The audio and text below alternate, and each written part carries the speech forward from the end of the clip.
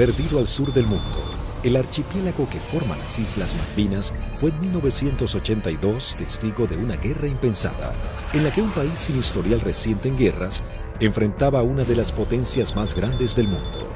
Las batallas se llevaron en tierra, en el mar y en el aire. El mundo se llevó varias sorpresas, pero definitivamente la batalla aérea se llevó gran parte de las miradas. Las arriesgadas maniobras de la aviación argentina y los inéditos modos de ataque hicieron que luego de esta guerra los protocolos de defensa naval cambiaran para siempre. 1982 Malvinas, la guerra desde el aire. Por 150 años los reclamos se realizaron de forma pacífica y diplomática. Sin embargo, en 1982, Argentina decide recuperarlas por la fuerza. Como respuesta, Inglaterra hace zarpar a la flota más grande que enviara contra un objetivo desde la finalización de la Segunda Guerra Mundial. La Royal Navy y sus modernos Harrier enfrentarían a la aviación argentina y bombardearían objetivos terrestres en las islas. Estaba a punto de gestarse uno de los enfrentamientos más espectaculares de la aviación moderna. Los Sea Harrier y los Harrier GR-3 llegaban a la zona de conflicto con el objetivo de dominar la batalla aérea.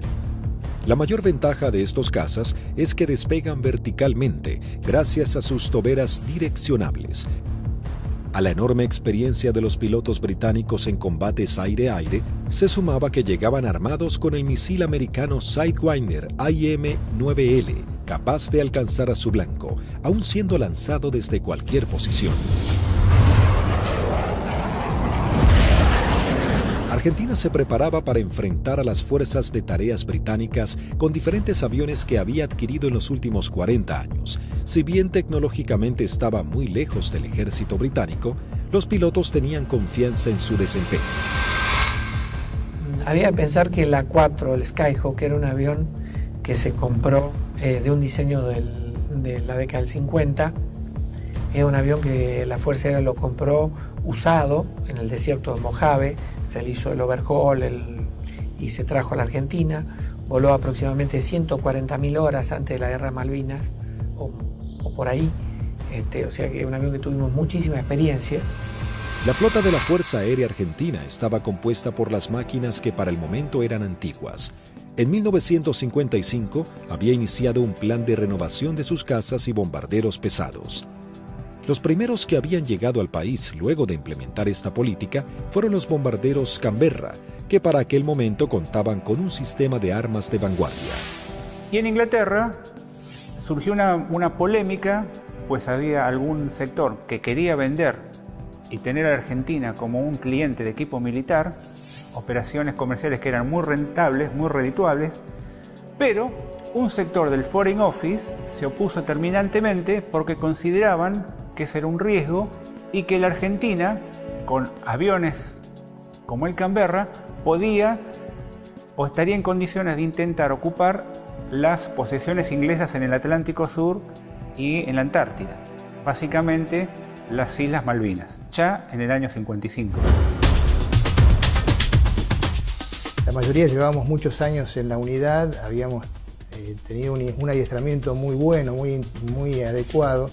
Para nosotros esto era como participar en uno de los tantos ejercicios que se hacían, ¿no es cierto?, en esa época, y se simulaban operaciones reales, con lo cual teníamos un adiestramiento muy bueno y aparte un conocimiento mutuo entre las tripulaciones muy bueno, ¿no es cierto?, y aparte un espíritu realmente que... En la década de los 60, la Fuerza Aérea adquiere el cazabombardero A4 Skyhawk de manufactura americana. La Fuerza Aérea Argentina comenzó a recibir sus primeros A4 en 1966 y en 1974 se adquirió un nuevo lote de 25 Skyhawks A4C. La Fuerza Aérea Argentina también contaba con un avión de combate de fabricación nacional, IA-58 Pucará. Una docena de cazas a reacción Mirage 3 que habían sido adquiridos con la finalidad de proveer defensa aérea a la ciudad de Buenos Aires también estaban al servicio de las batallas aéreas. 39 aviones Dagger de origen israelí, su principal función era la cobertura aérea y el bombardero. En 1972, la aviación naval argentina adquirió un lote de 16 Skyhawks A4Q, que fueron destinados a la tercera escuadrilla de caza y ataque con asiento en la base aeronaval de Comandante Espora.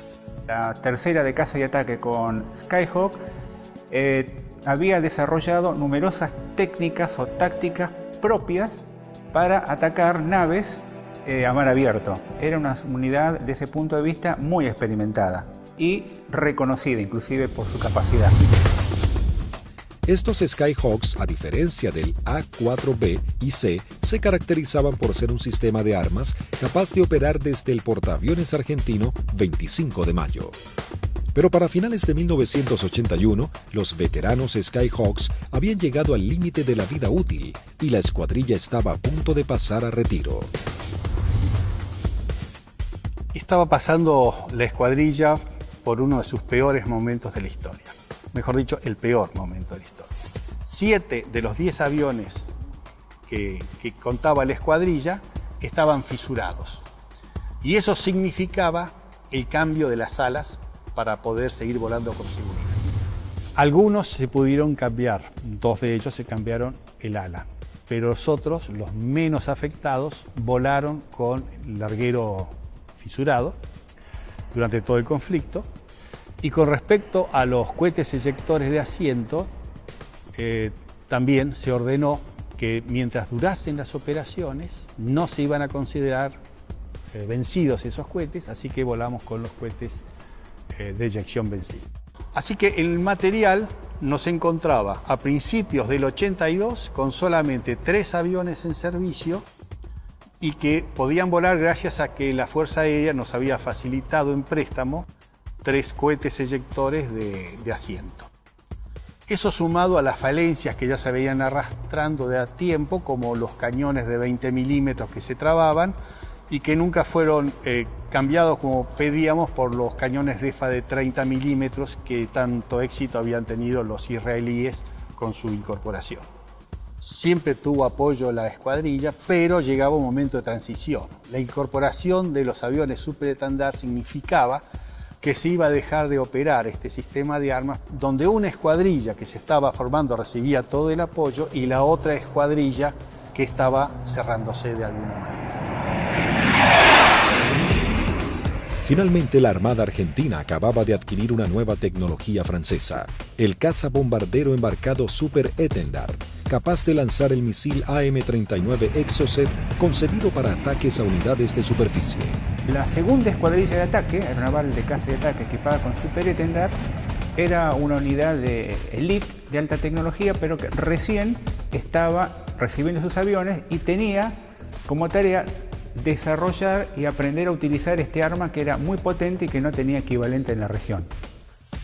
También se contaba con un lote de cazas a reacción Air Macchi 326GB y Air Macchi 339, que tenían la capacidad de poder operar en terrenos desfavorables y pistas cortas. La Operación Rosario, cuyo objetivo fue recuperar el control argentino en las Islas Malvinas, se llevó a cabo en las primeras horas del 2 de abril de 1982.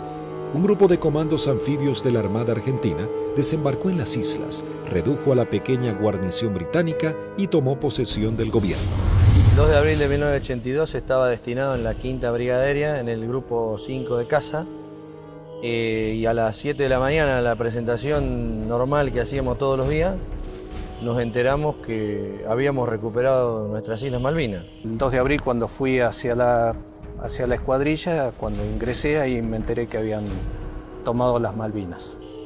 Una sensación de incertidumbre. Así que me encontraba de oficial de guardia y en ese momento recibo la noticia de la toma de Malvinas. Me tomó totalmente de sorpresa. Bueno, yo pertenecía al escuadrón 1A4C, que tenía su asiento en la ciudad de Mendoza. Estábamos haciendo unas prácticas en la base de Río Gallegos. Era una práctica usual que tenía la Fuerza Aérea en aquellos años de desplegar escuadrones, se llamaban escuadrones móviles, al sur de nuestro país, como para que todo el personal estuviera adiestrado y conociendo un área de un posible conflicto. A partir de ese momento nos preparémonos para lo peor. Tras el estupor mundial y el fracaso en las negociaciones, el gobierno de Margaret Thatcher envía su flota al sur de Sudamérica. La Fuerza de Tareas Británicas estaban compuestas por diversas unidades de combate, portaaviones, destructores, fragatas misilísticas, submarinos, buques de asalto, logísticos y de desembarco. Sorprendentemente y ante la incrédula mirada del mundo entero, Argentina se preparaba para enfrentar militarmente a una de las potencias más grandes del planeta.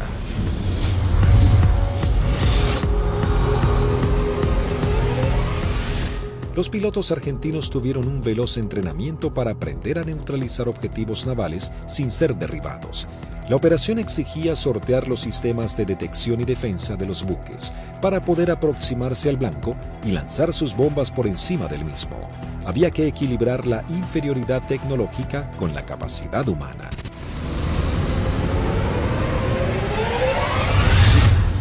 Empezamos a buscar la forma de suplir todas las deficiencias que en ese momento contaba el medio aéreo nuestro, que era la 4 Skyhawk. Y obviamente no teníamos contramedidas electrónicas para afectar tanto los radares como los lanzadores que poseían los británicos.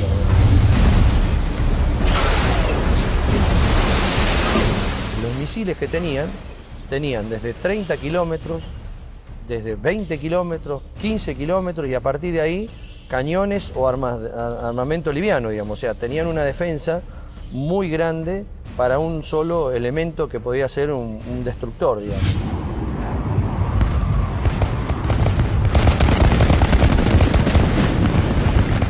Entonces determinamos, con ayuda también de la Universidad del Sur, cuáles eran los niveles de vuelo que teníamos que realizar para poder volar bajo el lóbulo y no ser detectados por el radar. Eso nos dio a qué altura teníamos que estar en función de la distancia a donde podíamos encontrar el blanco. Y en la última parte, ya desde unos 50 kilómetros del blanco, teníamos que volar por debajo de los 15 metros, bastante pegados al agua, para no ser detectados por ese lóbulo. Dentro de los 20 kilómetros ya nos tomaba. Pero esa demora impedía que los sistemas de armas dirigidos por radar pudiesen apuntarnos con mayor anticipación, y eso evitaba de alguna manera o demoraba la posibilidad de ser derribados.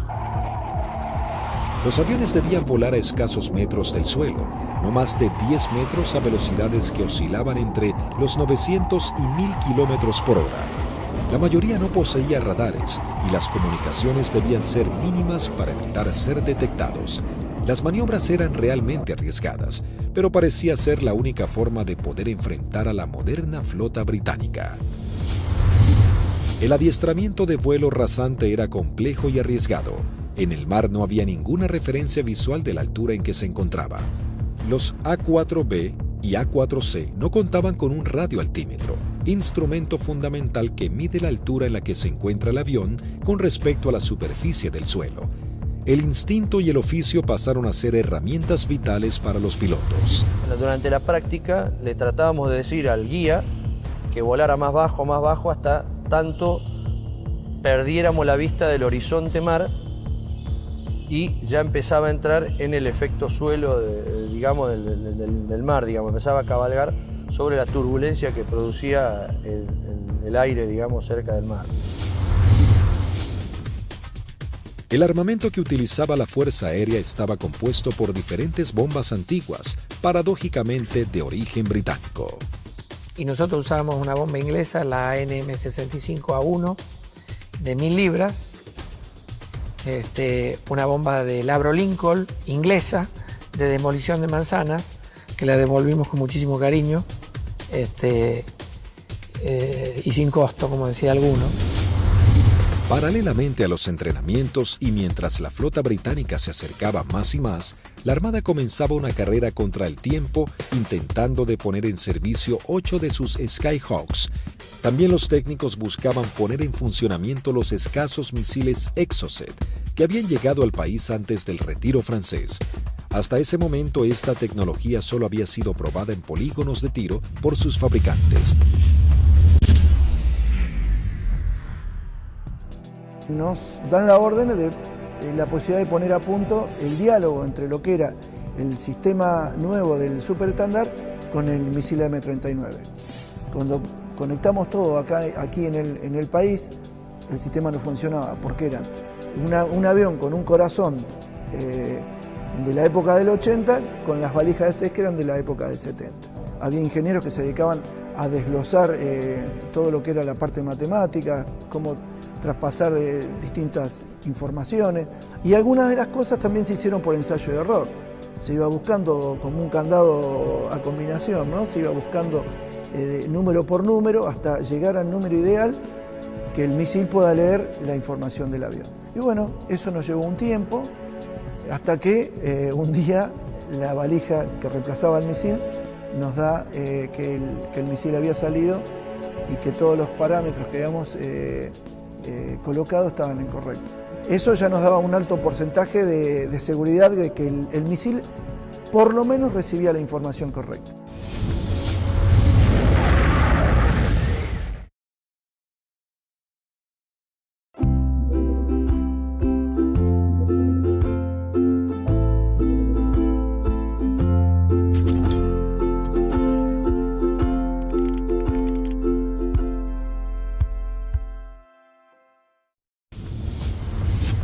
El 25 de abril, la flota británica llega a la zona y realiza sus primeras operaciones bombardeando las Islas Georgias del Sur y retomando su control. 5 días después, el 1 de mayo, tiene lugar el inicio de los enfrentamientos en las Islas Malvinas y comienza la batalla aérea.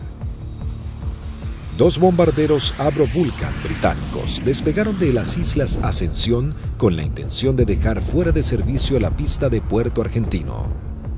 Al enterarse de la noticia en los aeródromos de Río Gallegos, Río Grande y San Julián, las secciones interceptoras se preparan para entrar en acción. 2 Dagger de la primera sección de Río Gallegos regresan al continente sin haber encontrado ningún objetivo. Una segunda sección de Dagger de la base de Río Grande es la primera en hacer contacto con aviones Harrier británicos. Al despegar hicieron contacto con el radar Malvinas, operado por la Fuerza Aérea Argentina. Con un alcance de 300 kilómetros a la redonda, se convertía en los ojos de los pilotos. A través de ellos podían saber qué aeronaves había en el teatro de operaciones.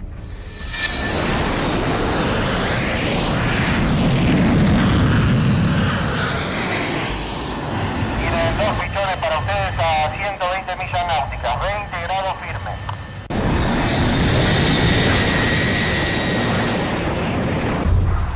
Calling. Enemy fighter. 0 calling.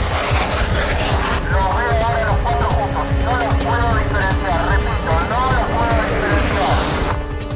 Los 4 interceptores comienzan a dar giros buscándose unos a otros, los argentinos con 22.000 pies y los Harrier 4.000 pies más abajo. Ahora los tienen a 9 millas de frente y a 1 milla al costado derecho.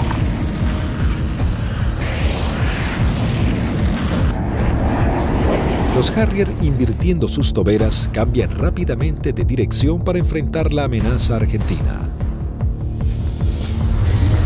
Ahora los Harrier están enfrentados a ustedes, repito, están enfrentados.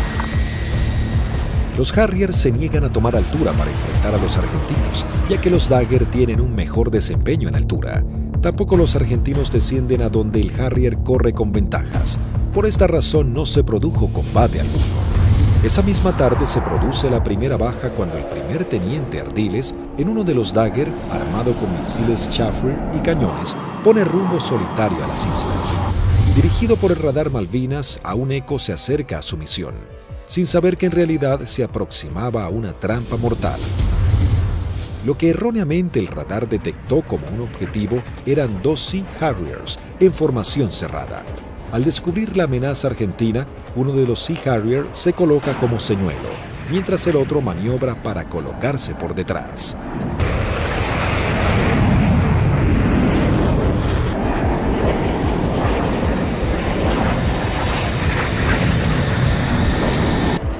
Ardiles se coloca en posición de disparo y lanza un misil Chafford que es evadido por el piloto británico.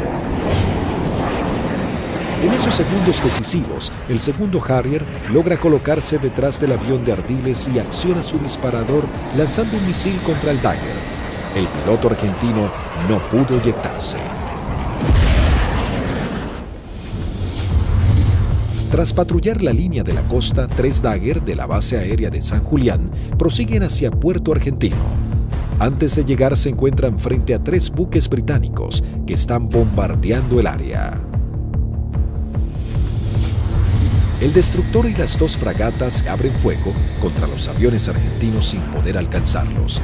En ese momento el capitán Di Meglio lanza sus bombas sobre el destructor. Luego los Dagger inician el escape mientras una patrulla de Harrier va a su encuentro.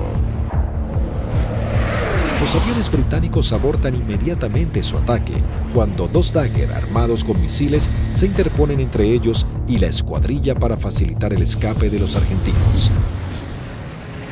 El 1 de mayo habían comenzado las hostilidades y ambos bandos mostraban todo su poderío y el valor de sus pilotos. Era el bautismo de fuego para la Fuerza Aérea Argentina.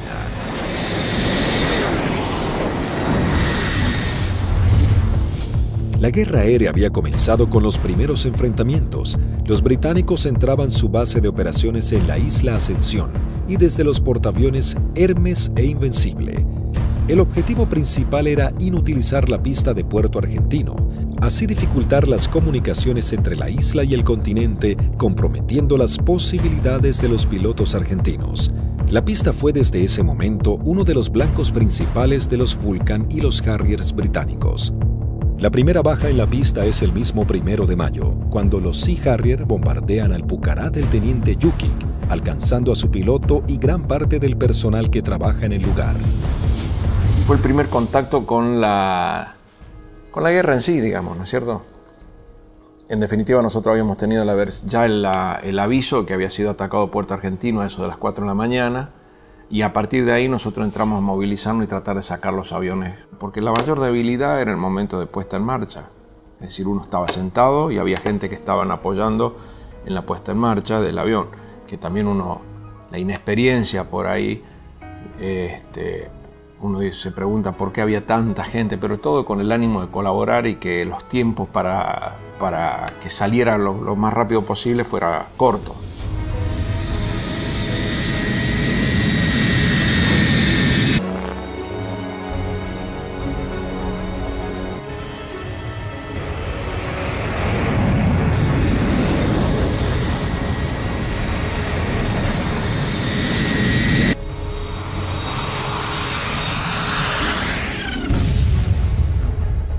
Desde armeros, de suboficiales técnicos, electricistas, todo dando vueltas alrededor del avión, que casualmente, desgraciadamente, es el avión donde impactan y casi todos ellos fallecen. A partir de allí, los arribos a Puerto Argentino eran muy arriesgados.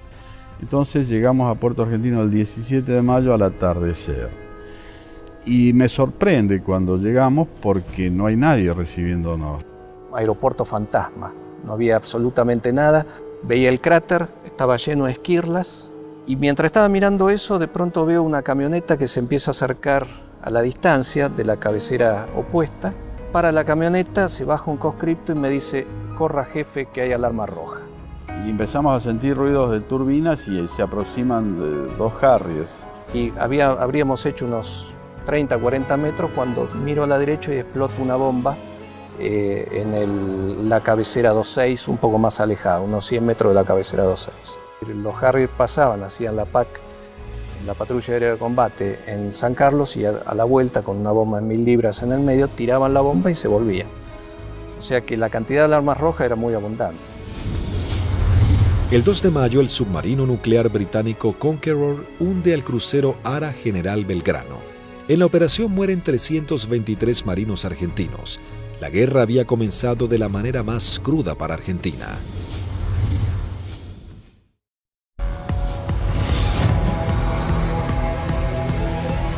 Mientras Argentina buscaba reponerse del hundimiento del crucero General Belgrano y los británicos comenzaban a familiarizarse con el lugar y el clima adverso de la región, la guerra del aire se encrudecía cada vez más.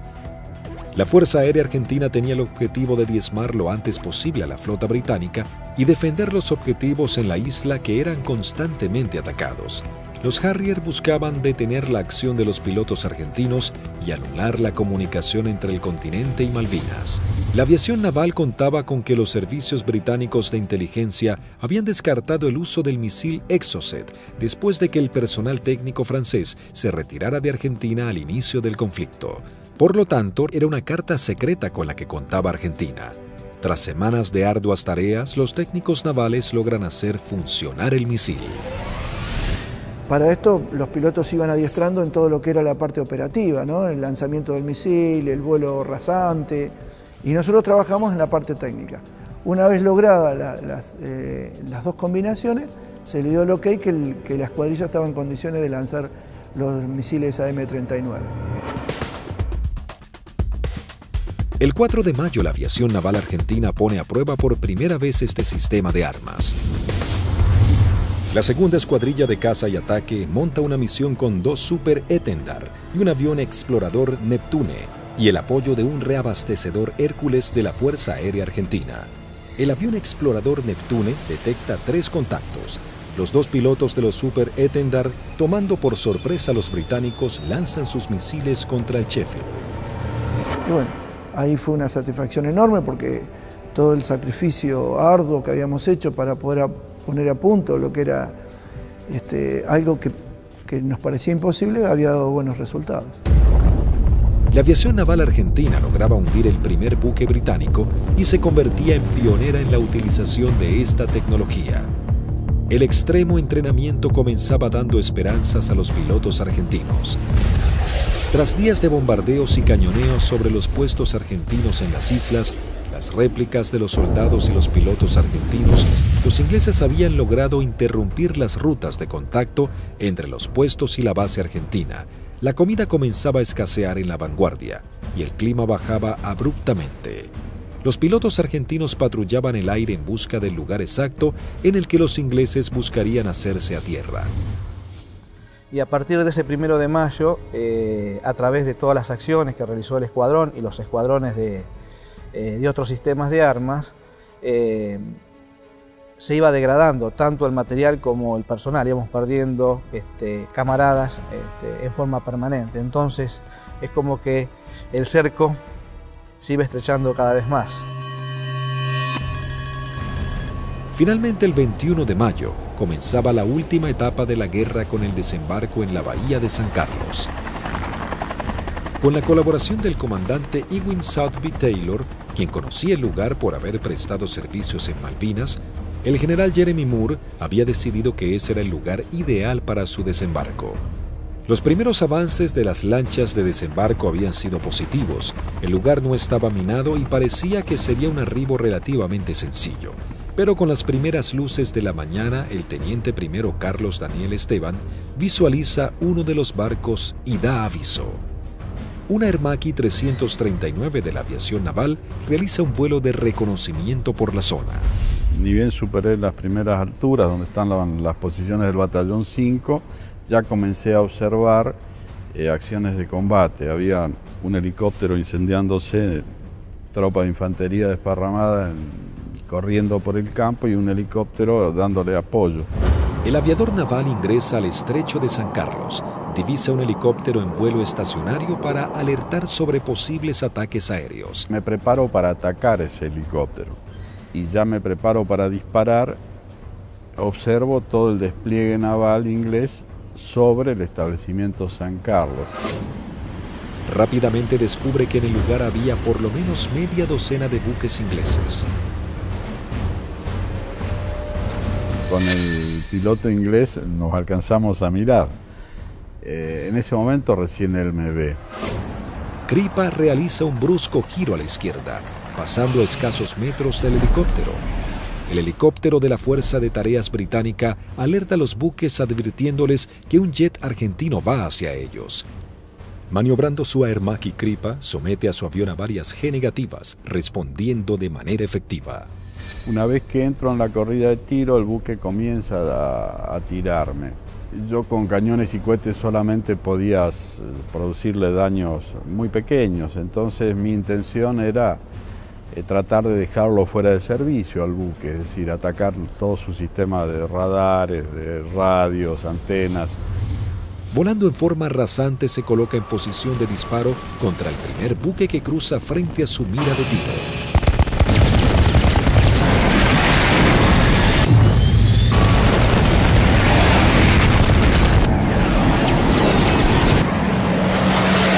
Tuve que recobrar muy fuerte mi avión con mucha fuerza para no pasar y cortar sus antenas. Una vez realizado el ataque Kripa, vuela entre medio de toda la flota británica.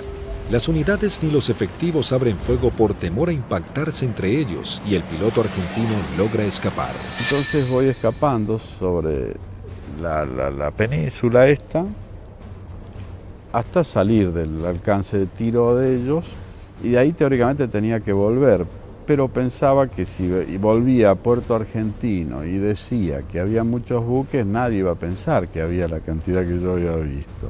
Así que hice una órbita en ese lugar y en el anotador de rodilla que teníamos hice un croquis, posicionando los buques que yo vi en ese momento.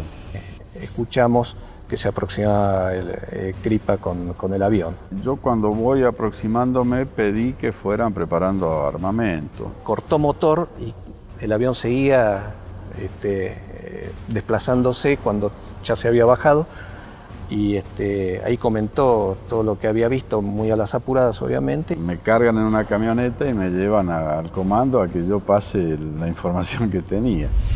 Tras su arribo al aeropuerto de Malvinas y pasar un informe detallado de la situación, todas las unidades aéreas de la Armada y la Fuerza Aérea Argentina se preparan para realizar ataques a los objetivos navales que se encuentran en la zona de desembarco. 30 minutos después llegó el primer ataque del continente compuesto de una formación de 6 Dagger. El objetivo es el Antrim. Una de las bombas no estalla y queda alojada en la popa de la embarcación. Así logran dejarlo fuera de combate. En este ataque también es averiada la fragata Broadsword con disparos de cañón.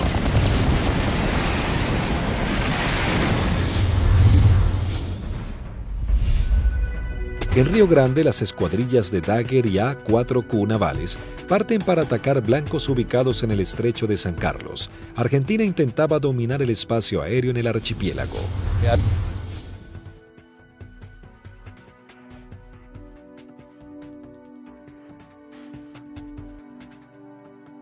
Dos secciones reforzadas. Yo salí con el teniente Márquez y el teniente Arca, y el sublíder era el teniente Rótolo, con el teniente Lecuri y el teniente Silvester.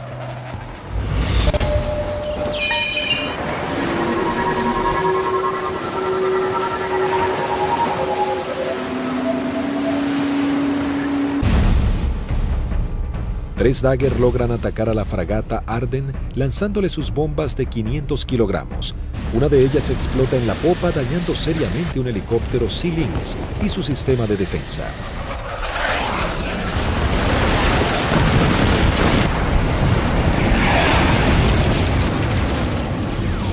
En ese instante, 3 A-4Q navales se aproximan en vuelo rasante a la bahía Ruiz Puente en búsqueda de algún blanco.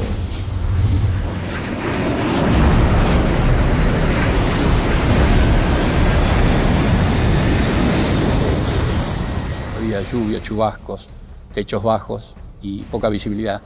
Condiciones totalmente desfavorables en caso de encontrarnos con algún buque inglés, porque su radar y su sistema de detección de blancos nos iba a ver y lanzar los misiles mucho antes que nosotros los viéramos a él. Los Skyhawk detectan visualmente a la fragata Arden visiblemente averiada. Conectamos máster de armamento, que era el único punto que faltaba. Iniciamos un giro para atacar desde una posición relativa favorable. Los los 3 A4Q navales se aproximan en vuelo rasante a 900 kilómetros por hora. El teniente Márquez, quien vuela último, ve el impacto producido por una de las bombas de 250 kilogramos del capitán Alberto Filippi, que da de lleno en la popa, elevando una gran bola de humo y esquirlas.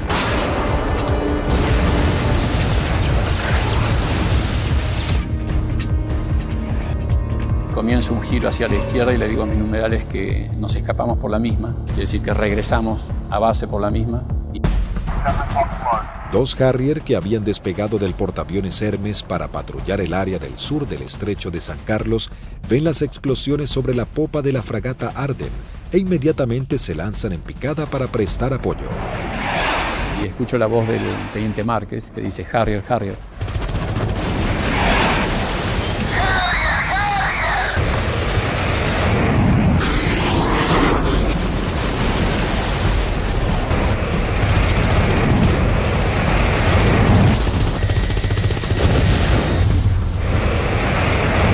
Mientras el otro Harrier va tras el A4Q del capitán Filippi y le lanza un misil Sidewinder.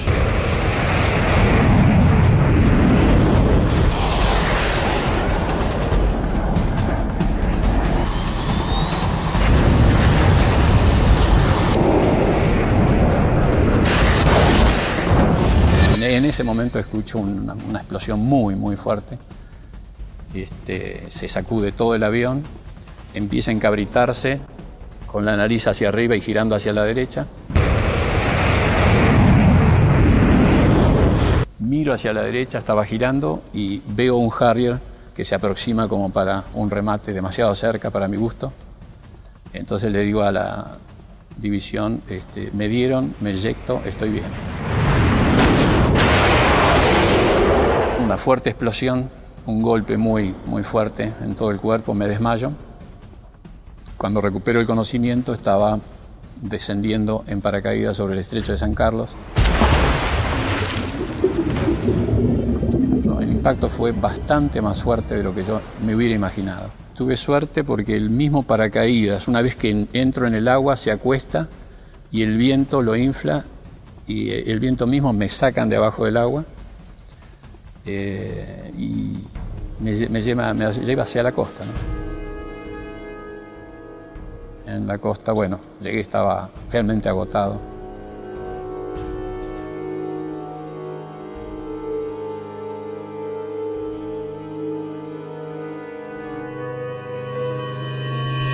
La fragata Arden, con daños de importancia, también es señalada como el blanco de la nueva escuadrilla que se acerca a la zona. Llegamos al borde de la bahía y vimos un destructor en el medio, una fragata para nosotros tipo 21 en el medio del canal, y esa fue la que señalé y esa fue la que atacamos. El teniente Rótolo dice a babor y vimos a lo que después supimos que era la Arden en el medio del canal, del estrecho. Y sobre eso giramos inmediatamente. Y ya pegado al agua practicamos un zigzagueo que hacíamos bastante violento a baja altura para evitar que los controles de tiro nos pudieran concentrar el tiro sobre nosotros.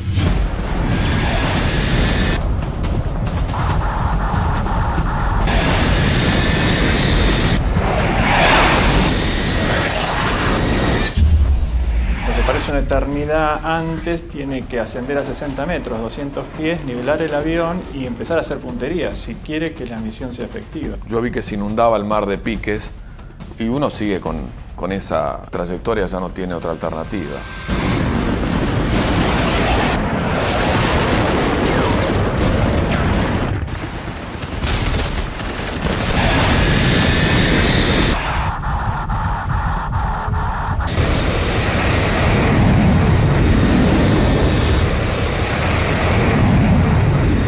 Yo vi el lanzamiento de teniente Rótolo, horquillando el blanco, 2 bombas antes, 2 bombas después, y sobre las columnas de sus explosiones, de la explosión de sus bombas, lancé yo las mías.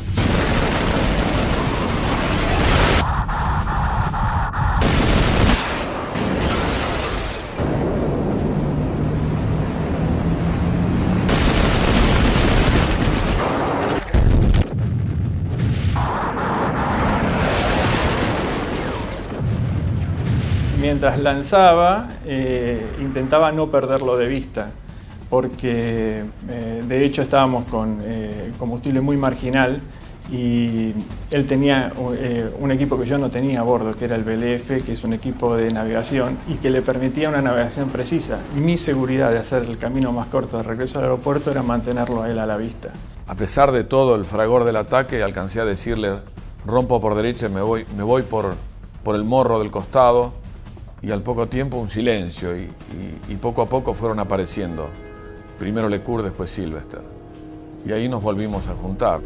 Por un lado teníamos la satisfacción del deber cumplido y por otro el sabor amargo de haber perdido, bueno, lo que las estadísticas dicen que se pierden en este tipo de ataque a unidades navales. El 50% de las unidades que salen normalmente no regresan. Sí, es un ataque, es violento, es muy violento lo que se vive en la cabina. Debido a los ataques que sufrió ese día, la fragata HMS Ardent se une en las frías aguas del estrecho. Sin embargo, las fuerzas terrestres británicas preparan el avance a Puerto Argentino.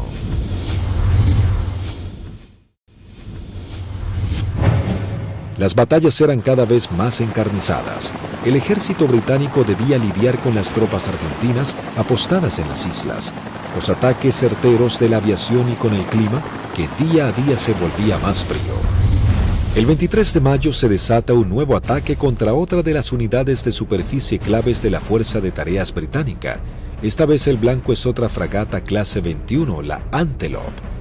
El primer ataque a los buques en San Carlos comienza poco después de las 9 de la mañana con escuadrillas de Skyhawks navales y de la Fuerza Aérea. Una segunda escuadrilla de 4 Skyhawks A4B de la Fuerza Aérea Argentina se abre paso a través del fuego antiaéreo y de los misiles.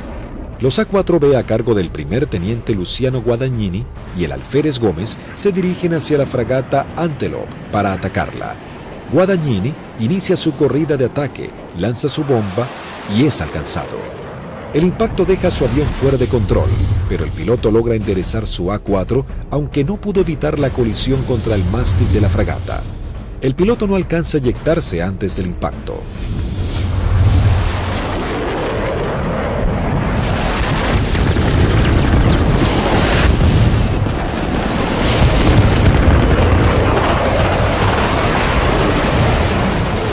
La bomba continuó su trayectoria y quedó alojada en la banda de estribor sin explotar. Tras la primera incursión, el ataque a la nave continúa con los A4Q navales, que se aproximan rápidamente en vuelo rasante por la isla Gran Malvina. Pude recorrer bien pegado al terreno en la isla Gran Malvinas y llegamos lo que vendría a ser al cordón muy bajo que hay, pero de unos 450 metros de altura.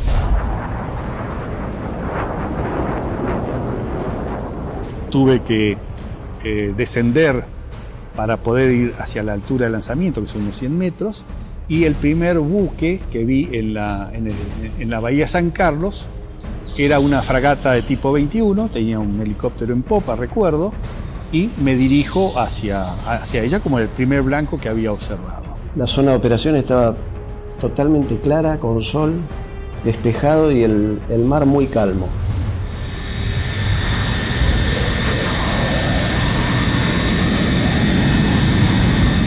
Todo era como en las ejercitaciones que siempre hacíamos con flota, un buque que simulábamos el ataque, el buque que nos apuntaba, pero esta vez en vez de apuntarnos tiraba también. Inmediatamente que entramos a la bahía, empezaron a tirar y tiraban ya de tierra, se veían los fogonazos, sobre todo de la derecha y del frente.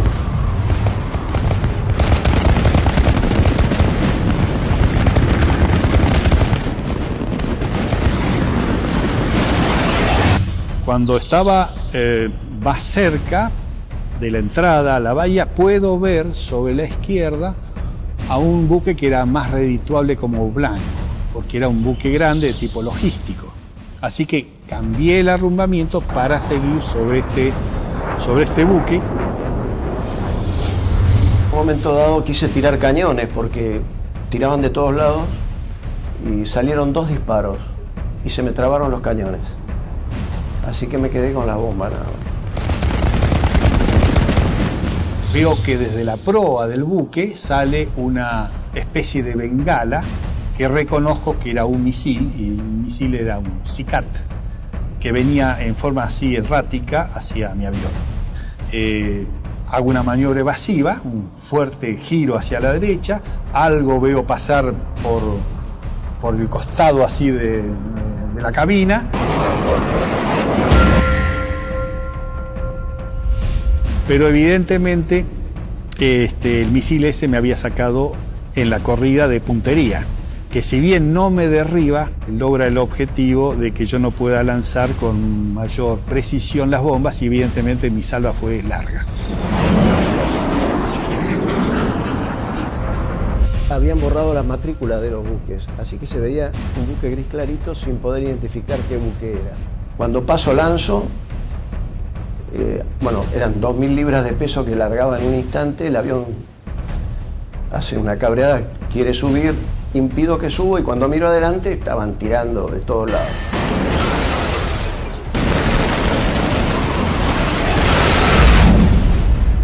Cada uno debía completar su escape de la mejor manera. Como cuando estaba del otro lado digo yo, bueno, por donde yo vine no había nada, así que voy a volver por el mismo lugar. Me comunico en esos momentos con los otros dos pilotos que escucho en la frecuencia, se los escuchaba contentos porque, bueno, estábamos regresando. Yo aterricé, controlé normal el avión, no tuve ningún problema. Cuando llego al extremo de pista, aterriza su bizarreta, pero él venía con las 2.000 libras de bombas, revienta una cubierta en el aterrizaje y se empieza a ir de pista. Y ahí se eyecta y, bueno, fue una eyección fallida, termina falleciendo a raíz de la eyección. Así que cuando salgo a los 600 metros, tenía la pista adelante, me dicen que aterrice del lado derecho, le pregunto por qué, me dicen que aterriza del lado derecho nuevamente, reafirman y bueno, cumplo esa orden de aterrizar sobre el lado derecho y en la carrera de aterrizaje veo que había un A4 que estaba en pilón, apoyado sobre la nariz, en el tren principal de la nariz y sin la cabina.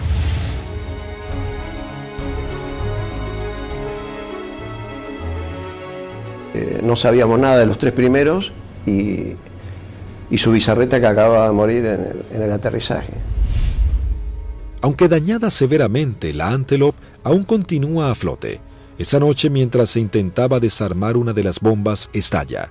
Automáticamente se produce un incendio masivo y la nave se hunde.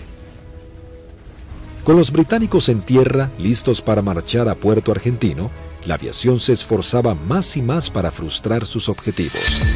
Por las noches, los Canberra arrojan bombas pesadas para hostigar blancos en las áreas donde las tropas británicas poseen puntos fortificados de artillería, logística y puestos de mando. Se usó la táctica, digamos, del tiro a gran altura, pero auxiliado por el radar.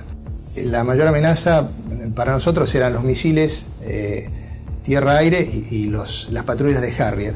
En la última oportunidad que tiramos sobre Monte Kent, el radar nos avisa de que se estaban acercando una patrulla de Harrier y nos fue dando las posiciones relativas, o sea, nos avisa que estaban a 25 millas, nosotros hacemos el tiro, realizamos la maniobra evasiva, a partir de allí le damos al avión la máxima velocidad posible, ¿no es cierto? Vemos que se acercan hasta 20 millas y luego empezamos a perder, digamos, a ganar distancia con respecto a los Harrier, con lo cual esa fue una amenaza concreta que no llegó a acercarse a la distancia de tiro.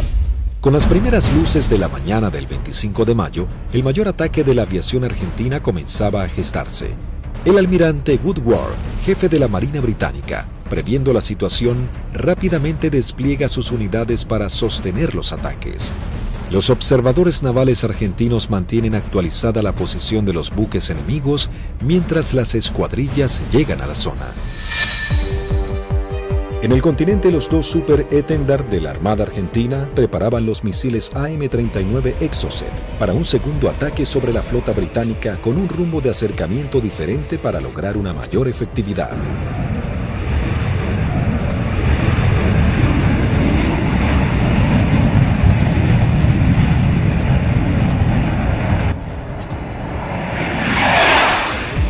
A las 15:20 horas surgen dos A-4B sobre la isla Borbón y se dirigen hacia mar abierto, encontrando a la fragata y el destructor frente a ellos.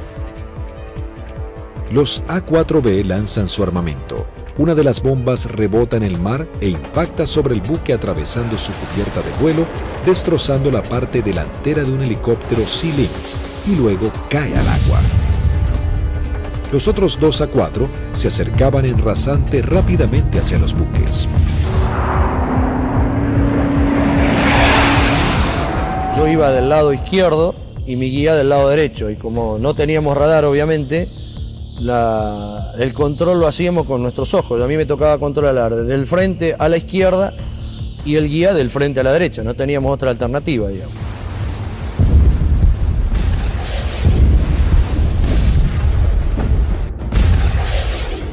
Y le digo, a la izquierda están, así como estaba mirando, le digo, a la izquierda están al guía, y saco la vista y lo miro para ver qué iba a hacer. Acuérdense que nosotros veníamos bien pegados al agua, rasante. Veo al guía, lo miro, y la maniobra que hace él es instantánea. Cuando escucha una sugerencia que le digo, a la izquierda están, pone viraje a la izquierda violentamente buscando el blanco. Inmediatamente el guía pone viraje brusco a la izquierda, dejando sin opción a Barrio Nuevo de tener que elevarse para esquivarlo entrando en el área de tiro del radar, que al estar en automático, inmediatamente lanza un misil Sea Dart. Escucho a la otra escuadrilla, Carballo, que dice el misil, el misil, el misil. Y Rinque, que venía atrás, le dice, no se preocupe que va por otro lado.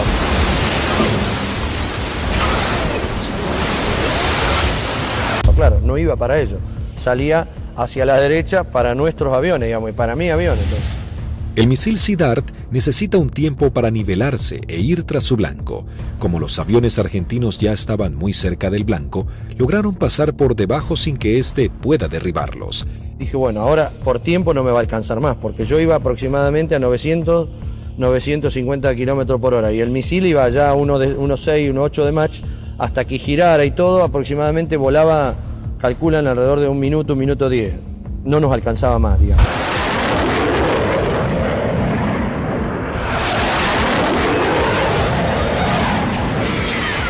Yo lo veo al guía porque le iba formando un poquito más atrás, unos 50, 100 metros más atrás, y veo perfecta las bombas cuando la lanza y impactan a no más de 1 metro del agua.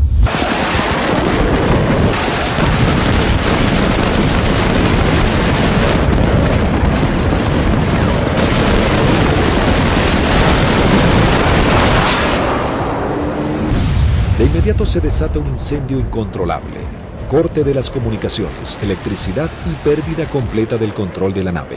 Cuando aterrizamos en Río Gallegos, estaban columnas de mecánicos, los primeros 200, 300 metros con banderas, saludándonos. Yo pensaba, mirá qué bien, estaban festejando el 25 de mayo, digo, contento que volvemos los 4 aviones, espectacular, bárbaro. Y cuando vamos a la plataforma para estacionar, vemos que hasta el jefe de escuadrón viene a recibirnos y algunos pilotos. Yo no entendía nada, y yo como era el último avión, yo no me preocupé. Y cuando bajo, el jefe de escuadrón me maltrató.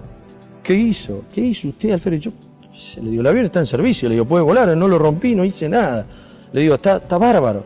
No, pero ¿qué hizo? Y ya me agarra de la solapa, eso no me lo olvido más. Así de la campera, de lo que le quedaba del chaleco salvavidas, y le dice, ¿pero qué hizo, señor? No sé. Me despeiné en el vuelo, le digo, estoy desilustrado, no tengo ni idea. No, ¿qué hizo? Acaban de hundir un buque en 20 minutos.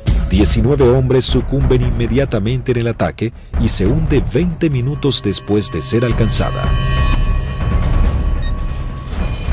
Al mismo tiempo que los A-4B de la Fuerza Aérea ponen rumbo al continente, un Hércules de la Fuerza Aérea Argentina reabastece al este de las Islas Malvinas a 2 Super Étendard de la aviación naval.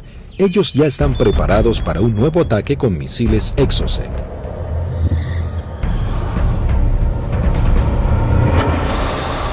A unos 60 kilómetros de la flota británica, los Super Étendard detectan varios ecos en sus radares. Eligen los más grandes y mientras toman altura de lanzamiento, los datos son transmitidos a sus misiles de manera automática.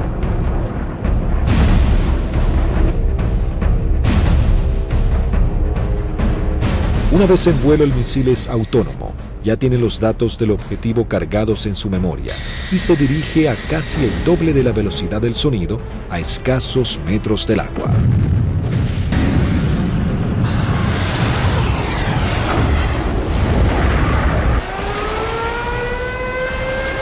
Nuevamente los británicos lanzan una alerta de combate.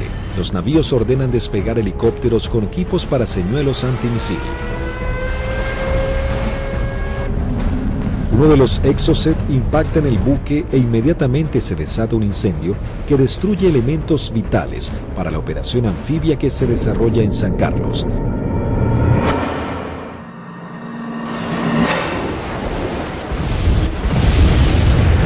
El buque es abandonado y se hunde unos días después. Si bien el daño infligido sobre la flota británica era considerable, cada vez la resistencia argentina estaba más doblegada en las islas.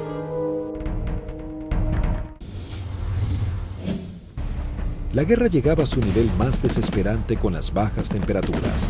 Las tropas británicas se preparaban para avanzar por tierra. Sin embargo, los soldados argentinos apostados en las islas no cedían posiciones y los bombardeos aéreos azotaban a la flota británica. Las fuerzas argentinas, visiblemente cercadas en Darwin, resistían con el apoyo de la aviación. El 28 de mayo se proyectó atacar a las posiciones inglesas con los aviones IA-58 Pucará, que desde el 21 de mayo estaban asentados en Puerto Argentino. Conocíamos bastante la zona porque era en la zona misma donde nosotros habíamos operado antes. Es decir, a los alrededores de lo que habíamos utilizado como campo de aterrizaje nuestro, era en la zona donde ya estaban los ingleses aproximándose hacia el pueblito donde estaba la base, digamos, lo que quedaba de la base. Yo alcanzo a ver algo que se mueve, levanto y hago una ráfaga de cohetes, siento una voz en la frecuencia de mi radio que me dice desde tierra, en Darwin, siga tirando que están ahí, siga tirando que están ahí. Y ahí empiezo a sentir dos disparos también que me empiezan a impactar en el avión. El Pucará, si tiene alguna cosa, es la maravilla del gran poder de absorción de impactos, digamos, porque la manera que yo sentía que me pegaban, digo, me van a desarmar el avión. Yo trato de salir, como los impactos que me pegaban eran casi todos del lado derecho, quiero virar el avión hacia la izquierda y ahí el avión ya no me responde. Bueno, entonces ahí tomo la decisión de eyectarme. Muy bajo, yo ya estaba, creo que no más de 15, 20 metros del suelo. La sensación de estar colgado en un paracaídas no la tengo porque fue como si hiciera un salto desde un techo al suelo, porque fue todo demasiado rápido. Tengo grabado en la memoria que pasa el avión abajo mío todavía y el agujero a través de la cúpula por donde había salido el asiento. Y todavía que le siguen tirando porque se ven trazantes que van hacia el avión. No vi si el paracaídas se abrió, no sé, no supe nada. Ya me encontré en el suelo y enredado intenté salir corriendo y ahí me enredo en los cordones del paracaídas, que caigo, me vuelvo a levantar y tratándome de sacarme el paracaídas y pues ahí ya me agarran dos ingleses, me apuntan y se me acabó la historia. Con las bajas temperaturas, los plazos eran cada vez más cortos y los ingleses buscaban generar un desenlace rápido. La Fuerza de Tareas británica intenta cerrar su cerco sobre Puerto Argentino. Para lograr este cometido se organiza un desembarco anfibio apoyado de unidades navales en la zona de Puerto Fitzroy el 8 de junio. La Fuerza Aérea Argentina recibe la información del movimiento de dos buques de desembarco británicos. Rápidamente se preparan para lo que sería el día más negro de la flota. Se lanzan desde el continente dos escuadrillas de A4B, dos de M5 Dagger, listas para el ataque a objetivos navales, y una tercera armada con cañones para diversión. La primera escuadrilla de A4B divisa y bombardea el buque de desembarco Sir Galahad. También se bombardea la costa en donde los ingleses comenzaban a llegar.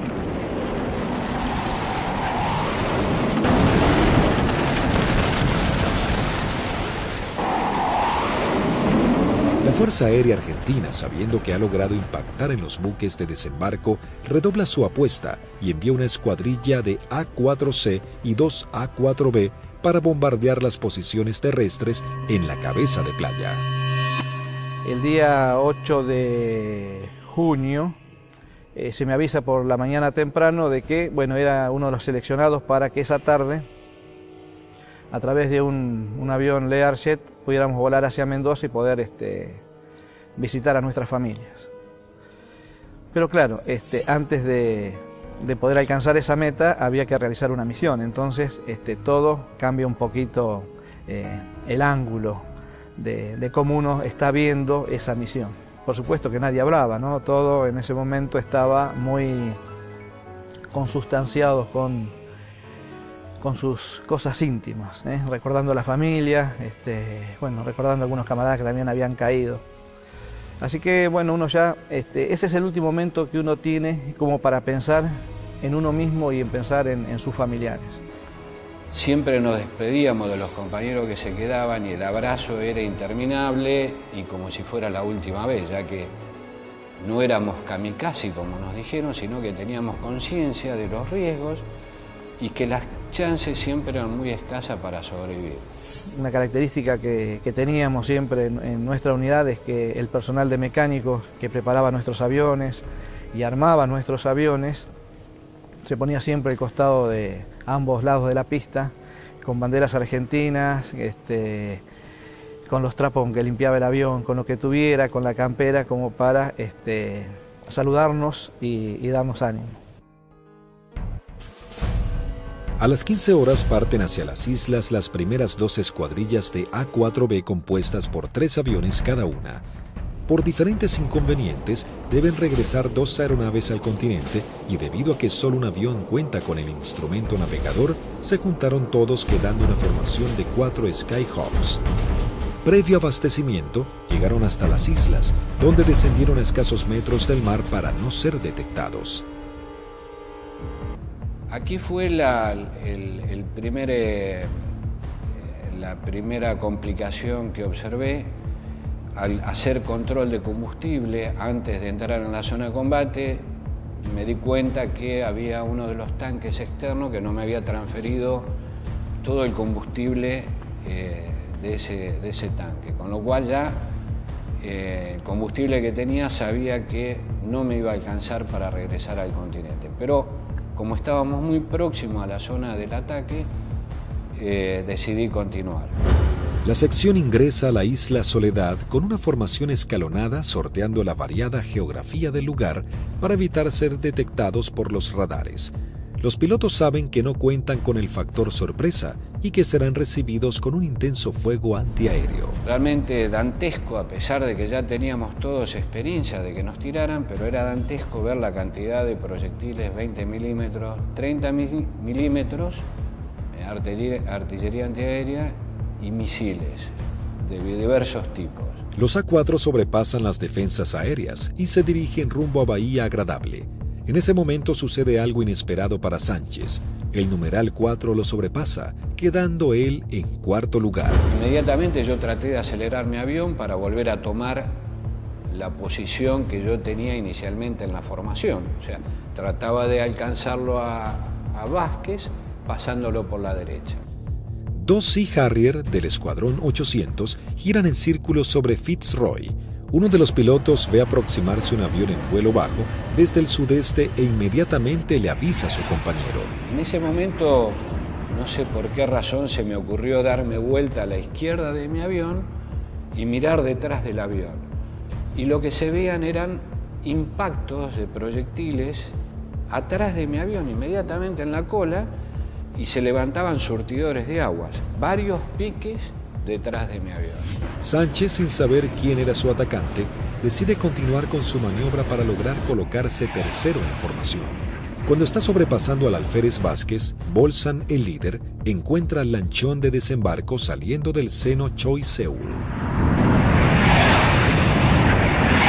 Cuando la ve, inmediatamente pone viraje y el resto de los aviones lo siguen, con lo cual los 3 aviones se me vinieron encima mío. Ninguno se había dado cuenta que yo venía tratando de ocupar mi posición, con lo cual los tuve que saltar por arriba, evitándolos, tomé altura, lo cual siempre era un riesgo, porque evitábamos tomar altura en la zona de combate porque era un tiro al pato, decíamos, de cualquier avión o cualquier buque que anduviera en la zona.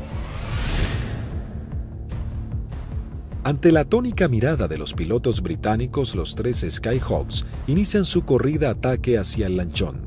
El numeral 2, teniente Juan Arraras, logra impactar de lleno la embarcación con sus bombas, ignorando la presencia de los aviones Sea Harrier.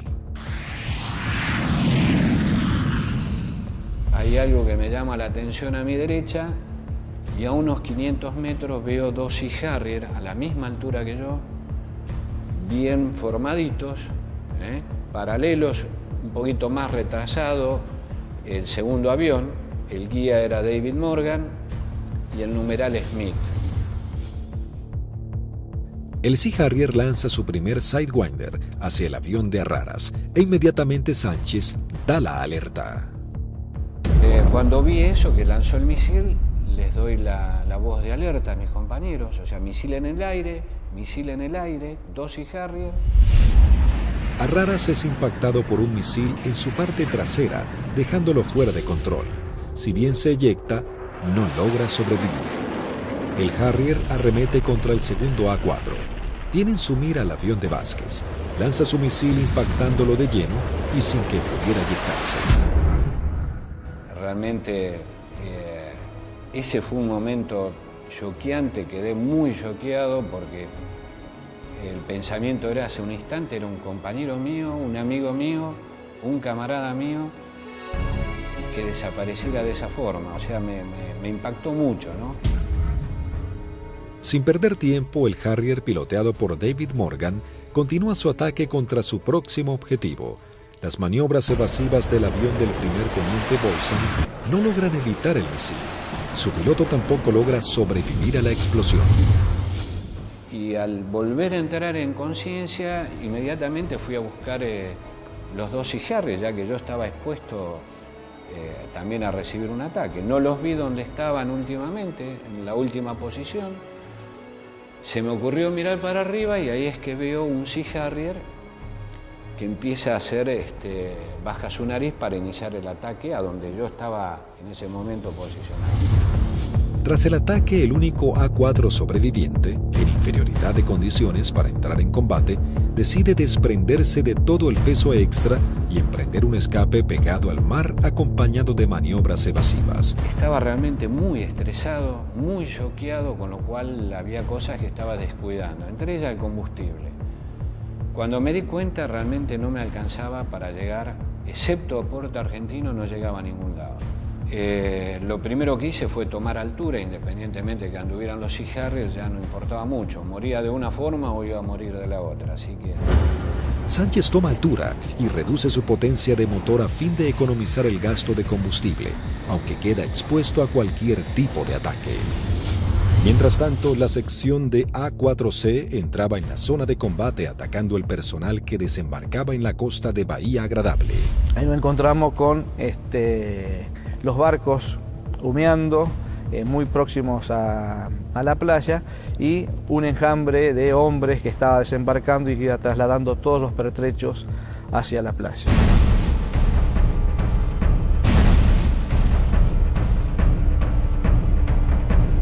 A partir del momento en que nos visualizaron, comenzaron a disparar tanto con armas livianas como con los misiles Blue Pie, que son misiles transportados por un hombre.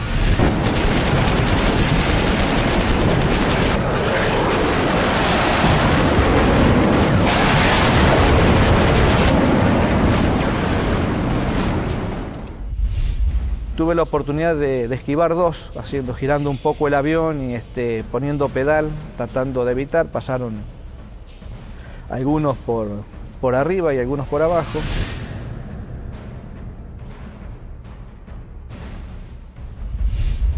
Siento también una explosión en la parte delantera de mi avión, que bueno, puede ser algún misil que me haya tocado, pero pude seguir operando, lancé las bombas y en el momento en que giro a la izquierda veo a mi numeral que está escapando hacia la izquierda con una luz roja que lo está siguiendo. Cuando gira hacia el otro lado veo al numeral del capitán Caffarati también con otro misil en la cola y le vuelvo a gritar, pero hace caso omiso, pero era a través o por el problema que yo tenía de mi equipo de radio. El Skyhawk del teniente Sánchez se encontraba expuesto en altura, con sus cañones trabados y sin combustible para llegar a la base. Toda su escuadrilla había sido derribada y no había sobrevivientes. De la decisión del piloto podría salvarse, caer prisionero o congelarse en medio del mar. Mientras tanto, en algún lugar sobre el océano Atlántico, el teniente Sánchez decide arriesgarse e ir en busca del Hércules reabastecedor, descartando la idea de regresar a las islas para eyectarse y ser tomado prisionero. Cuando vamos camino al reabastecedor, escucho la voz de momento el teniente Sánchez, el Pipi Sánchez, que había sido uno de los únicos sobrevivientes del ataque anterior. Tenía una última oportunidad si el reabastecedor, el avión Hércules, se había quedado en la zona, le quedaba una chance más. Con lo cual le hice el llamado en la frecuencia de reabastecimiento, me contestó. Las comunicaciones eran dramáticas porque yo estaba desesperado. Así que le pedí por favor que si me podía ayudar, necesitaba reunirme con él y que me diera combustible. Él me daba indicaciones de posiciones geográficas, pero yo al no tener mi equipo de a bordo, porque solamente algunos aviones lo transportaban, no tenía forma de ubicarlo geográficamente. Escuchar la voz de él en forma casi desesperada, llamando al avión Hércules reabastecedor para que lo pudiera alcanzar. La tripulación era el vicecomoro Cano y el capitán Rubik. Realmente, si le debo la vida a alguien es a ellos. Siempre digo que son mis segundos padres. La situación era que la última vez que vi el indicador de combustible no me quedaban más de 400 litros, que prácticamente no da para nada, realmente no daba para nada. Con lo cual dejé de verlo porque lo único que hacía era producirme más estrés por no estar acoplado al Hércules. La tripulación del Hércules, en un gesto heroico, se aproxima bastante a las islas y le da la tranquilidad de decirle, quédate tranquilo, pibe, que ya estamos yendo por allá.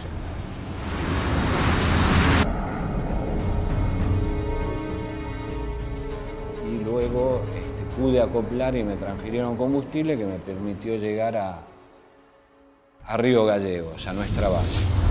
En el regreso, el brigadier Paredi observa que su indicador del nivel de aceite de su avión comienza a fluctuar. Nuevamente el fantasma de la caída en medio del océano vuelve a aparecer.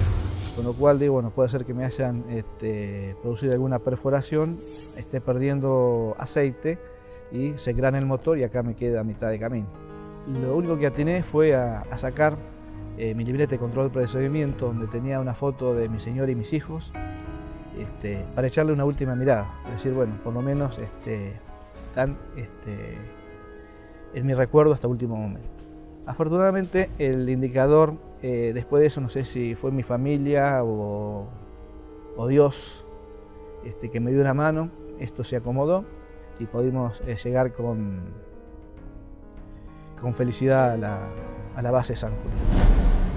Con las últimas luces del día aterriza el teniente Sánchez luego de su trágica misión. Llegué prácticamente en las últimas horas, ya estaba oscureciendo. Me impresionó mucho en el momento que llegué a plataforma, choqueado, transpirado, mal, estresado, ver los mecánicos de mis 3 compañeros que no iban a volver, que los estaban esperando. Así fue como terminó ese día. Lamentablemente los 3 compañeros míos murieron, 2 fueron derribados por David Morgan y 1 por Smith, volando cigarro. Habían logrado detener un desembarco clave para las fuerzas de tareas británicas, las misiones cada vez más peligrosas y dejaban en claro el poderío de la aviación argentina.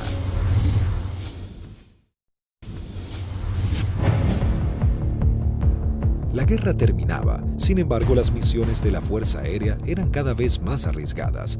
El 13 de junio, a horas de finalmente firmar la dimisión argentina, comienza a tomar forma un ataque que podría haber cambiado el curso de la batalla final por las Islas Malvinas.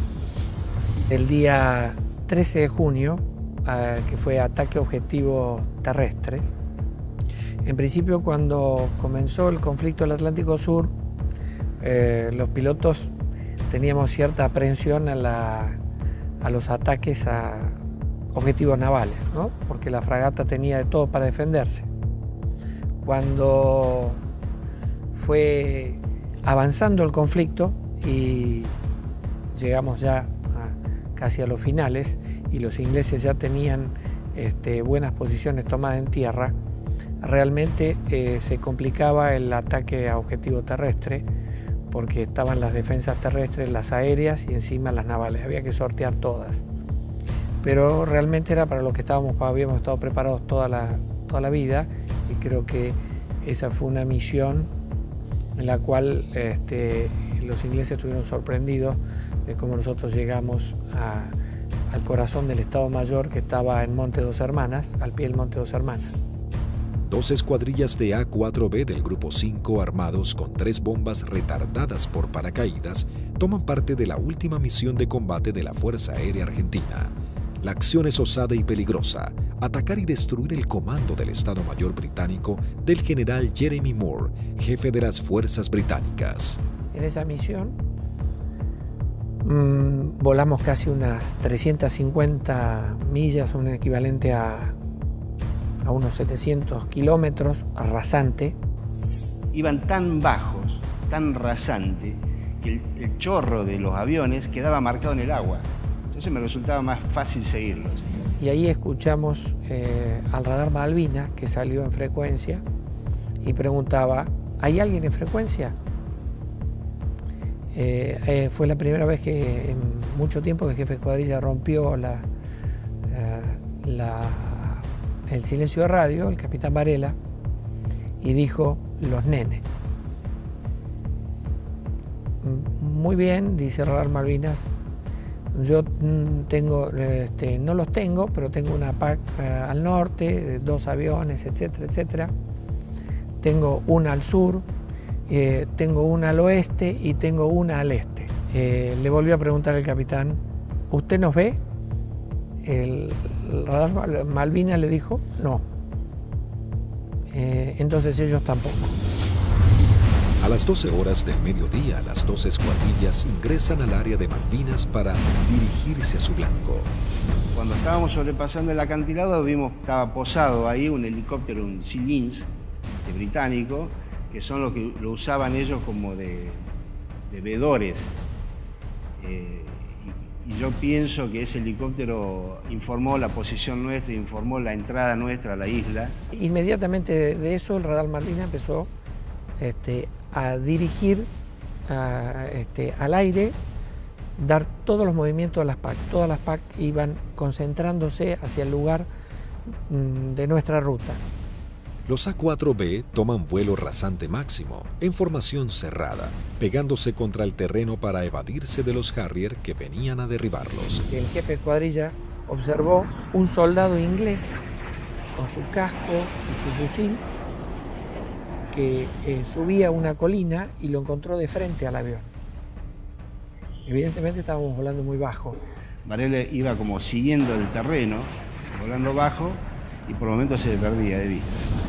Cruzamos esa pequeña loma y por delante nuestro había un campamento muy prolijo con unos shelters y una veintena de helicópteros aterrizados en ese sitio, y un despliegue de gente. Los 4 Skyhawks logran sortear el terreno y llegan al corazón del Estado Mayor británico. Hasta que escucho tirar, dice Varela, tirar. Y veo ahí veo los fogonazos de los 4 bombardeos que hicieron cada uno de los aviones. Los A-4B se dirigen directamente al cuartel general y lanzan sus bombas. En medio del caos e improvisando la defensa, el general Moore escapa del ataque. pude ver el impacto de los helicópteros en marcha y el impacto de los cañones nuestros, una mancha marrón que iba pegando en cada uno de las puertas del helicóptero. Yo era la primera experiencia que tenía de haber tirado tan cerca. Incluso uno de los helicópteros despega y, digamos, nos pone el rotor de frente al avión. La segunda escuadrilla, al mando del teniente Cepeda, entra en acción realizando un segundo ataque sobre los cuarteles de mando. Cuando yo veo ese escenario, ordeno a mi escuadrilla tirar en ese lugar, ya sobrepasado el ataque de Varela, más adelante. Tiramos las bombas y bueno, vamos a salir. Yo salgo, sigo la línea de vuelo y venía un helicóptero, un Siquín, cruzando de mi derecha a izquierda. Y empecé a disparar a ojo, porque como la munición es trazante, me quedaba marcado por dónde iba la munición, entonces yo veía y movía el comando como para que barrerlo al helicóptero con la munición.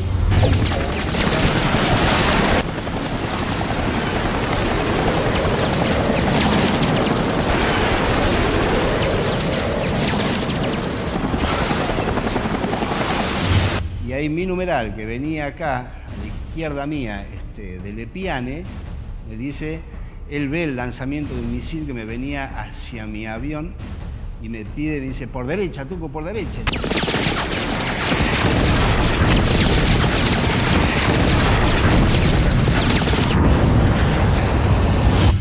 Decidimos salir en forma individual, atravesando las islas, con regreso al continente por a San Julián. Los A4B emprenden su regreso al continente volando rasante. Algunos de ellos con averías deben ascender para economizar combustible. Las situaciones individuales de los pilotos se vuelven complejas. Utilizo mi avión y veo a mi derecha, abajo a mi derecha, una sombra de un avión, de un perfil de un avión. Entonces, uy, es un Harrier. Me viene siguiendo un Harrier. Entonces ahí empiezo a hacer maniobras evasivas de viraje de máxima performance, de mucha G, tanto para la izquierda como para la derecha. Izquierda para la derecha. Y cada vez que nivelaba el avión, veía que estaba la sombra. Digo, pero este Cristo no se va. Digo, ¿cómo hago para sacármelo de encima? Miraba por el espejo, miraba por el otro espejo, miraba para atrás, parecía una lechuza, daba la vuelta a la cabeza así, miraba por un lado, miraba por el otro y estaba la sombra. Era mi avión, era la sombra de mi avión. Empecé como a tranquilizar yo mismo, me hablaba, me decía, tranquilízate Tuco, porque así no podés seguir, no podés, estaba muy nervioso, estaba como que por momentos temblaba, no sé, una sensación muy rara de ese momento vivido ahí. El numeral 2 de la escuadrilla que nos seguía empezó a perder combustible, a notar que perdía combustible en forma muy grande. Ese fue el alférez de Lepiane. Otro momento terrible de esa misión, cuando el piano me pregunta si qué hacía. Imagínate, el alférez me dice que voy al reabastecedor o me eyecto en la isla. Una decisión que yo, por más jefe de escuadrilla que fuera en ese momento, yo no la podía tomar porque estoy decidiendo sobre la vida de un camarada y de un amigo. Era muy difícil. Dije, piano, encomendate en Dios, pedile a Dios que te ayude y decidí vos, no me lo pida a mí, por favor, decidí vos.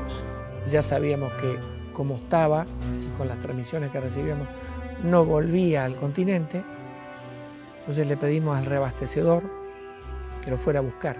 Y él veía que a medida que se iba buscando a la coordenada donde nos canta, donde estaba el reabastecedor, él veía su indicador de combustible cada vez bajar más, me decía, tengo 500, tengo 300, tengo 200, yo decía, no llega a nada, no te busca nadie, no te rescata nadie, en medio del Atlántico no te rescata nadie. El comandante del Hércules, vicecomodoro Lee 30, escuchando los pedidos de Lepiane, decide ir hacia él aún sabiendo que puede ser derribado por misiles británicos. Ahí en ese momento el piano lo ve al Hércules, él estaba arriba del Hércules y hace el viraje y se le tira al Hércules. Pensá que era un alférez, tenía muy pocas horas de vuelo. Creo que debe haber sido el...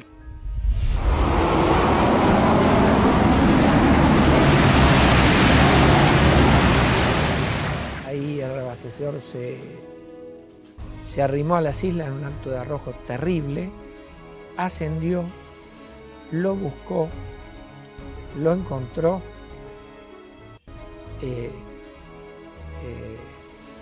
reabastecieron con una pérdida de combustible muy importante en el plano, tenía un agujero que atravesaba el plano completo, o sea que todo lo que le daban, parte iba al motor y el resto iba fuera del avión, y regresamos todos sanos y salvos al continente. Todos llegamos, incluso de lesbianos.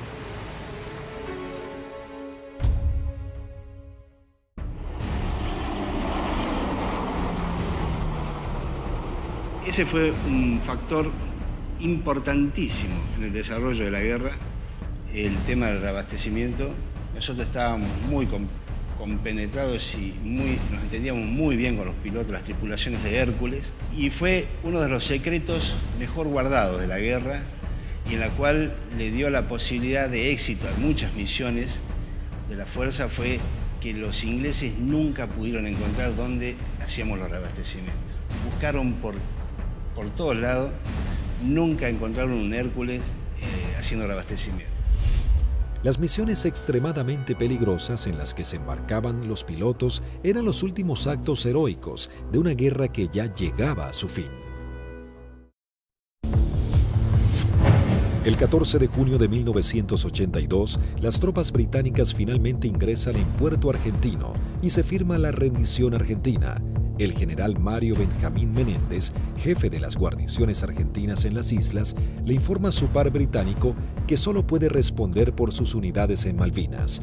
El general Moore insiste en la necesidad imprescindible de interrumpir las acciones y Menéndez le reitera su falta de control sobre la Fuerza Aérea y la aviación naval, pero le garantiza que no efectuará ningún pedido de misiones. Moore comenta sus experiencias en San Carlos y Monte Kent, donde noche a noche eran bombardeados por los Canberra, y agrega que el día anterior había salvado su vida por un minuto al ser atacados por aviones A-4B. El conflicto deja a los británicos con su flota desmantelada y no es posible proseguir con las operaciones navales. En ese momento, si alguien le pone un valor en números, y un avión que no valía más de $50.000, y una fragata CL-42 valía $550 millones puesta en el puerto. O sea que si uno hace números, realmente no resiste mucho análisis. La guerra económica la ganó la Fuerza Aérea Argentina, desde ese punto de vista, ¿no? Y la Armada con sus A4, porque eran aviones viejos que nadie calculó que tenían la capacidad de hacer el daño a una de las primeras flotas del mundo. Bueno, creo que hicimos bien los deberes. Hicimos aquello para lo cual estábamos adiestrados y creo que lo hicimos bien. Yo creo que esa es la demostración más grande del profesionalismo y de la cadena que hace que ese hombre, en definitiva el último eslabón, llegue y cumpla con su objetivo. Pero hay un montón de gente atrás y que todos han demostrado ampliamente su valía y convencimiento por la fuerza y en definitiva por la nación. El escuadrón, a pesar de que tuvimos muchas bajas, tuvo el espíritu y las ganas de seguir combatiendo y defender algo que era nuestro. Lo realmente importante es el vínculo que uno genera con el camarada que va a entrar en combate junto a uno, que va a arriesgar su vida con uno y del cual va a depender de mí y yo voy a depender de él. La voluntad y el deseo de poder cumplir con la misión y cumplir con ese juramento que en algún momento hicimos cuando éramos cadetes, de defender la bandera y la patria hasta perder la vida. 36 aviadores de la Fuerza Aérea Argentina y 4 de la Aviación Naval Argentina perecieron en operaciones de combate y accidentes. Primero y fundamental, el mejor recuerdo para aquellos que dieron todo, que es fundamentalmente la vida de aquellos que no volvieron. Es el gran honor para mí de haber haber conocido héroes vivos. Eso yo creo que es el mayor honor que he tenido, que me ha permitido la vida. El conflicto de Malvinas dejó un sabor amargo, pero marcó la impecable profesionalidad de los pilotos argentinos, quienes con tecnologías claramente inferiores y algunas que ni siquiera habían sido probadas, lograron dar batalla y sorprender al mundo con maniobras y estrategias de combate que jamás se habían utilizado. Si Argentina la recupera, será por la vía diplomática, con inteligencia, con trabajo. Es como se lo explico a mis hijos. Malvinas, con toda la calma del mundo, significa la persistencia de la necesidad de recuperarlo.